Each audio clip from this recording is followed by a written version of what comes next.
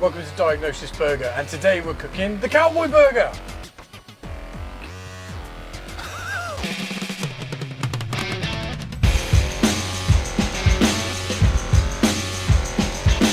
Right, yes, we're doing the Cowboy Burger, a very popular burger. Because of its limited availability. It is. We only do it one day a week on a Wednesday because it's a pain in the ass to do, but it is a very, very good burger and it does have a lot of fans. So if you want to actually try this at one of our restaurants, you have to come along on a Wednesday, but we'll also show you how to do it at home because I believe the good people at home can order this, can't they, Lee? They can order this as a DIY box, Murph, yeah? How would they do that? Well, you go on our website, go to like our online store and then select the Cowboy and it could arrive at your house any day of the week apart from Sunday or Monday. Yeah, so and you could watch this video in real time as well, you could.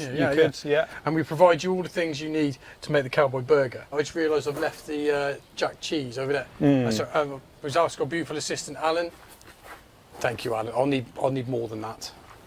If there's more, please. Okay, Anthony. Thank you, Alan. Alan's working with us. He's on youth experience at the moment. So the first thing we're going to do is we're going to get cooking our steak. So we have here the absolute finest Hereford flat iron steak. First of all, we're going to take our flat iron. We're going to season it up with sort of Beefy Boy's secret seasoning. We're going to get a load on there as well. You can buy that as well from our online shop. You can, and that's the thing about our secret seasoning. It used to be a secret, and because of the laws in this country, we have to tell you on the back of the packet what's actually in it. So it's not secret anymore. Doesn't tell you how much to put in though, does it? It doesn't, no. That's for you to work out at home. So it's almost like a mystery little thing that you can do. Right, so we've got the steak on there. It won't take long to cook, so that's a flat iron steak. They're super tender flat irons. You could use any steak for this. So if you had, like, I don't know, sirloin or tuna steak. Tuna steak would be absolutely vile if you did this. So why lie? Well, I didn't. You know, I think you're being facetious. Yes, you're trying to intimidate me by being purposely awkward. So, with our Cowboy steak, we're going to put some sauces on there. So the sauce we use for this is our roasted tomato mayo. So it's dead easy. You roast off some tomatoes in the oven, you roast off some whole garlic. So it's like a roasted tomato, roasted garlic sort of mayonnaise. You're a bit funny with our menu, Lee. I know you've got your favourites that you like to stick to. Have you had a Cowboy? I have. I haven't had many because of availability of it. But I've had a couple. Yeah. So yeah, it's nice. Yeah, it is. It's a good burger. It's more like a little sort of steak dinner, isn't it? Really? Than a traditional burger. I hadn't seen a burger with a steak on it before. I still haven't. I don't see many people doing. You invented it.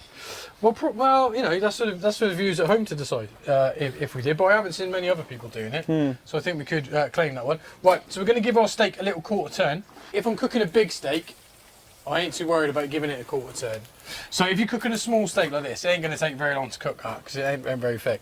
So, you know, you can give it a little quarter turn about halfway through your cooking on the one side, and that'll give you those nice grill marks. If you're cooking a bigger steak, you want to just keep it moving around so you get like you're telling me like I'm going to cook a steak. Overall, I mean, well, surely you cook a steak. I do. My wife brings out chef-like food at home. She's very good cook. She's amazing, wife, so I let her get on with it. Well, maybe you could surprise her by cooking this steak. I'll be like, I'm just going to turn this steak by a quarter turn, do you? Do you think you have to explain I do that to my wife and she's not interested. Like the viewers at home, she's not interested in what I've got to say. Right, so we're going spinach on here because it's a bit posh, this burger. And then we're going to go just some shallots that we've dusted in flour and then we deep fried. Right, so we're going to go on top and they're going to be yummy. Right, so I think probably at the point where we might be able to flip that steak over. Right, so let's have a look here. Oh, there we go. So we've got a nice sort of gentle heat coming up from that charcoal. In the restaurant, obviously, we don't do it over wood. We just do it over our normal sort of charcoal grill. And we like to brush it with lots of sort of butter to keep it going. But if I do that on there, it's going to flare up and go absolutely mad. So we'll get our patty on. So for this, Lee, I know you're a fan of a thick patty. Yes. So we're going to do thick patties for this one. I do think the thick patty works a bit better for the Cowboy than a smash patty. Most of the time I'll have a smash. But yeah, for this one, I think thick is the way to go. Thick all the way for all the burgers for me. Do you like a thick burger? Yeah. I've had some ridiculously pink burgers in my time. Have you? Dangerously pink. Yeah, well, so you don't want to go too. I've had some burgers that they've been scary to eat. Have they? But they've been exciting. Well, you're still here, so there you go. But yeah, you don't want to cook your burgers. I didn't cook it. Too under. Yeah, it can be a little bit sort of dangerous with beef. So we use extremely fresh mince.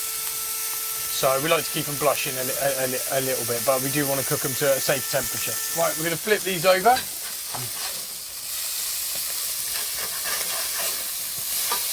I've got a beautiful crust on those as well.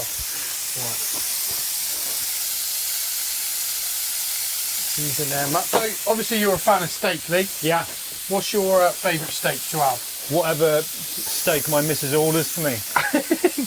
But you got to have a favourite, like fillet or ribeye or sirloin or what? Fillet, I guess. Nice and tender fillet, but they don't taste too much, do they? Yeah, some of the best steaks I've had have been stuff we've had at the restaurant or when we've been messing around doing this sort of stuff. Yeah, well that's the one thing, isn't it? We've got kind of spoilt steak for myself in restaurants a bit by having such good ones at home. Obviously we're from Hereford and we're lucky enough to have such amazing sort of beef and steaks in this part of the world. So you get a really good, well-hung Hereford sort of steak, and it is amazing, really, isn't it? Are you a well-hung Hereford? No. I think one of the nicest steaks we have had, though, is one in Texas that we had. That was the one in Austin. Yeah, that was frivolous spending. It was, yeah. We've been drinking all day, haven't we? We've been drinking all day, and we went to this place in Austin, Texas, for a steak, and oh man, it's amazing. So they were like 200 quid a steak or something. It was, yeah. But we were on holiday. We thought we'd treat ourselves on that one day. Yeah, so it was a fun experience. It was. The Hawksmoor, you've been there, haven't you? That was a good steak. It is, yeah, very good. That was one of the best. Yeah. Right, so now these are our burgers, and we've got jack cheese on this. That's one of the burgers we use jack cheese for. What is that, Murph? I think American's a bit too dirty for this. This wants to be a little bit sort of posher. A bit of class to it. A little bit posher. I think a cheese too processed like that wouldn't work, and I think the jack's a bit sharper as well. So I think that actually works really well with the steak. So what we're going to do now is we're going to slice up our steak. So here we go. Right, so I'm going to line this one up for you, Lee. So there you go. There we go. Your two rare sort of pieces over the top. Wow, that's pretty handsome. So when you eat your Cowboy, yeah, do you eat the bits on the top first? I tend to eat the bits on the top because first. I just like it's a bit much. It's more of like garnish. It is. It's more of a presentation sort of thing, isn't it? Really. So we've got Lee's super rare one, and then we've got mine's going to be a little bit more. Might prefer mine a bit more medium rare. There we go. I might start on this little bit. You do, right. Mate. Good. Right, so let's layer that up. We should kind of needed that for the photo, didn't we? I guess, but it doesn't matter. Right, cool. So there we are. 2 Cowboy burgers. Right, so we're gonna go for it. Yeah, are you having a bit of your steak first? Are you? Man, there's a great thing about flat irons. They're so tender, aren't they? Okay. Right. Let's go for it. Ready? Yeah. 2, 3.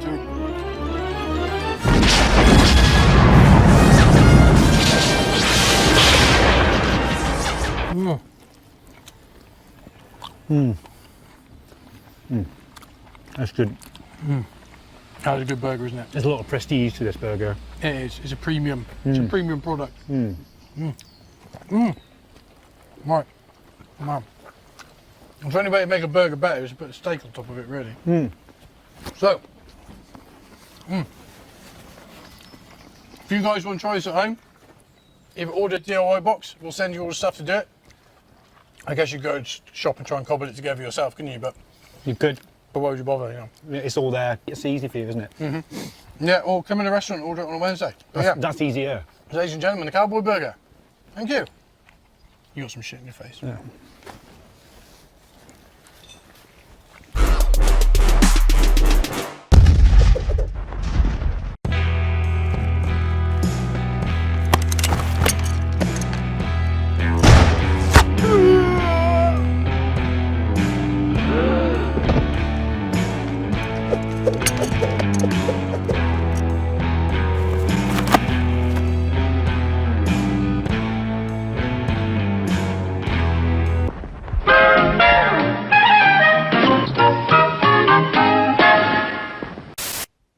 Is it on? Yes, boss. Well, can you see me, Ronald? Yeah. Excellent. Thanks for watching, folks.